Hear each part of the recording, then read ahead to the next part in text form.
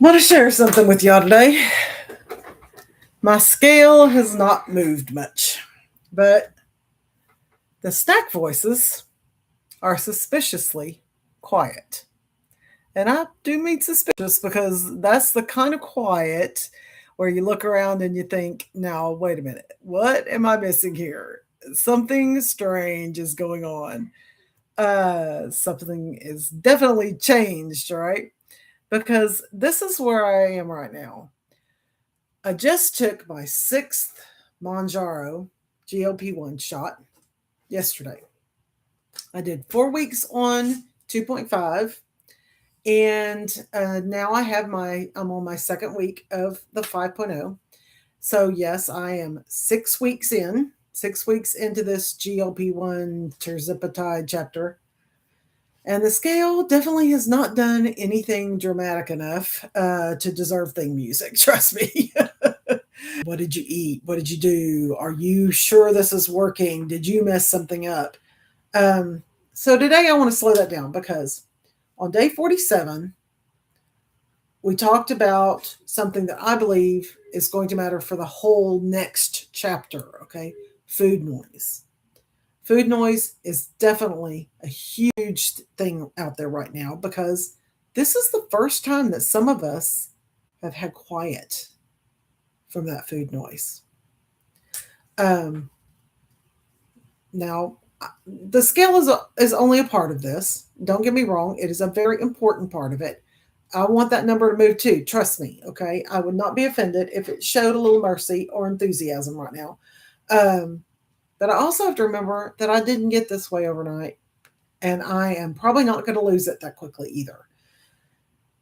Blood sugar's a clue, hunger's a clue, food noise is a clue, and energy is a clue as well. Movement, how easy it is for you to move is a clue. I mean, I even want you to really think about what food still sounds really good when you're not hungry. That's a clue, right? And when you're on a GLP-1, Mounjaro, Tirzepatide, Ozempic, whatever, or maybe whatever through your provider, of course, those clues can start changing before the scale decides to participate in the transformation. And I'm learning I'm definitely not the only one. So I want to give you some pause and some comfort, okay? That this is what I'm noticing. My scale has not moved much, but those snack voices are really quiet. And now that they're quiet, I can see how loud they used to be.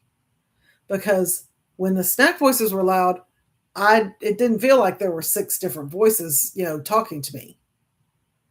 What I could grab next, or wondering if it was a habit or comfort or stress or sweet or salty or whatever, or I'm bored, I deserve this, or um, it's okay, we messed up, but we can start again Monday.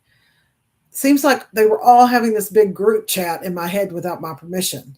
But when the volume goes down, you start noticing which voice was really talking to you. You start noticing and you say, wait a minute, that was not always hunger. Sometimes it was just a sweet craving. Sometimes it was salty. Um, Sometimes it was old routine that old need support with right now. So listen, this does not mean that we ignore the practical stuff. I'm definitely not saying that. I just feel I mean, you just don't want to feel inspired and float in the kitchen or whatever. But we still need to be grown women with at least somewhat healthy rules on this journey, right? Um, I probably need to track my protein for a few days because I'm keeping that in my head, and that head math can be very confident for somebody with no pertinent data, right? Saying you're doing right, but that head math can also say we're good, and your body is saying lovely speech, but I need to see the numbers. So I may need to check that, not forever, not obsessively, not as punishment, just as information. I don't want to say I'm doing all of this wrong.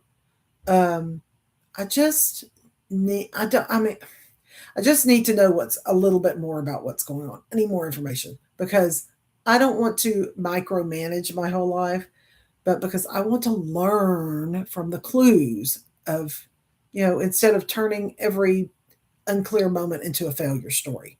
Because we tend to do that, don't we?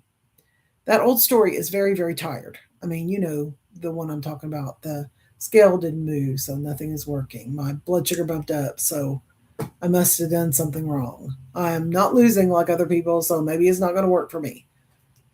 No, we are not going to let disappointment run this show. We can be very honest and still be steady. I can say, I wish the scale had moved more by now. That's honest. Um, Nothing is happening, it feels like, but something is happening. The snack voices are quieter. When the snack voices get quiet, you can finally hear how much control they actually used to have over you, right? Um, and that may not show up on the scale this week, but I promise you that's not a small thing. I mean, think about it. If you have spent years negotiating with food in your head, like I have, thinking about what you should eat, when you should eat, what you should not eat, what you already ate, what you wish you hadn't eaten, what you're going to eat tomorrow, what you messed up yesterday, the party that's 2 weeks from now, what are you going to eat then? And where you have alcohol and whether you have enough willpower to act like a normal human being around snacks, then the noise gets quieter. And that's a change. Where we start getting really curious instead of dramatic about stuff. Okay. And the third question is, this is where it all leads to. Okay, ladies, what is my next right choice? Not my perfect choice. Not my I will now become a brand new woman by Thursday choice. My next right choice. The very next thing that I'm going to do. Maybe it's something, you want to grab something decent with protein. Maybe it's just drinking some water. Maybe it's writing down what you actually ate so that the math in your head can stop freelancing. Maybe it's something, choosing something small, sweet on purpose and not letting it become a shame parade. All right. But what is the next right choice? Because we're not here to be scared of food. I'm not trying to become a woman who needs a permission slip for a cookie. I'm trying to become a woman who can tell the difference between choosing something and being controlled by it. The difference between being able to choose something and being controlled by it. If I choose something sweet, that's one thing. Okay. If the snack voice talks me into it, then shame climbs in the car with us. Suddenly we're driving down that I already messed up, so I might as well have a donut now boulevard. No, that is not happening. That's another thing entirely. In that pattern, I want to understand it. Okay. And I think a lot of women are realizing this right now. The GLP-1 conversation is not just about weight. It is huge. It is exposing how loud the mental side of food has been for so many of us. Some women are finally realizing it. They're finally realizing, hey, I'm not weak. My brain is loud. I'm not lazy. I'm exhausted. Some women are realizing I wasn't broken. I had patterns, and I didn't know how to name them or what to do even if I could name them. So that is why the food noise lab is coming. All right. It's not quite ready yet, ladies. And it's not because we need to make food more complicated. Good grief. Food has already been complicated enough. We are opening the lab because when you can name the voice, you can stop treating every craving like a personal failure. There's so many snack voices in our heads. We just have to know how to food, comfort, salt, crunch, the whole thing, support. Then make the next right choice from there. That's how we stop starting over. That starting over on the Monday thing, it's not by becoming perfect. It's not by never wanting anything sweet again, honey.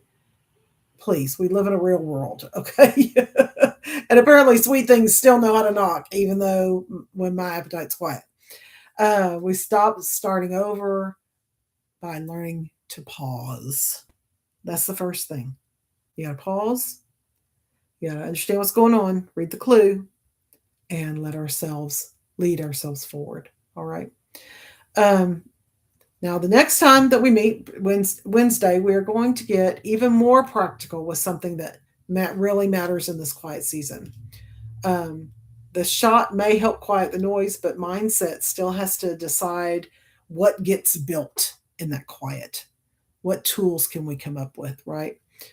Because quiet itself is not the whole transformation. Quiet gives us room to notice, room to choose, room to build, room to stop letting the old snack voice drive every decision that we make.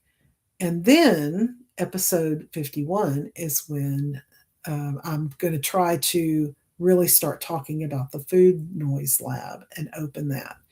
Now, when the lab opens, we're going to openly talk about the snack voice behind her back because she needs to be talked about. Um, she may be quiet right now, but I remember what she sounded like when she thought she was running the place. So we're going to find out who was talking because there are many snack voices, like what she wanted, when she showed up, how to stop handing her control. Because the scale may not have moved much, but I'm so glad that the snack voices are suspiciously quiet. And I don't know about you, but I think this is definitely worth investigating. So stick with me. Now, remember, my sweet, you have got one life. Make it the one you were meant to live, the one you've always wanted to live. Y'all have a great evening and be sure and come back Wednesday.